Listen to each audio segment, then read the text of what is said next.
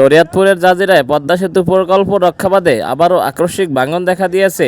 এক সময় এই অঞ্চলের বহু মানুষ নদীগর্ভে বিলীন হওয়া জমি, বসতভিটা আর স্মৃতিবাহী ঘরবাড়ি হারিয়ে নিঃস্ব হয়ে পড়েছিল। পদ্মা সেতু নির্মাণের পর মানুষের মধ্যে আশার আলো জেগেছিল যে হয়তো এবার স্থায়ীভাবে নদী ভাঙনের হাত থেকে রক্ষা মিলবে।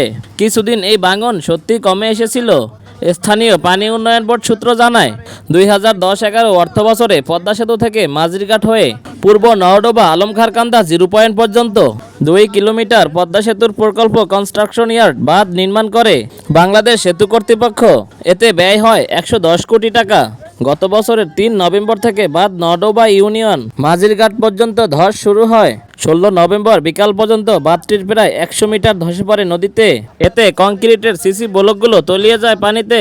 কিন্তু দুর্ভাগ্যজনকভাবে বর্তমানে নতুন করে আবার নদী ভাঙন শুরু হয়েছে।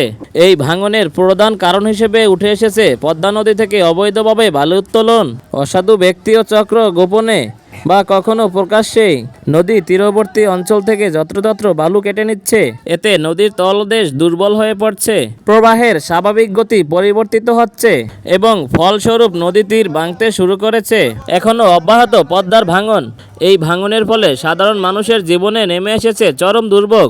অনেকে তাদের জমি হারিয়েছে, কেউ বা নিজের বসতভিটা বা দোকানপাট হারিয়ে সর্বশান্ত হয়েছে।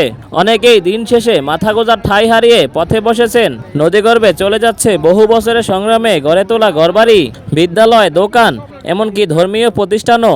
ভিডিওটি শেয়ার করে সবাইকে দেখার সুযোগ করে দিন। সাথে একটি লাইক এবং সাবস্ক্রাইব করে পাশে থাকুন।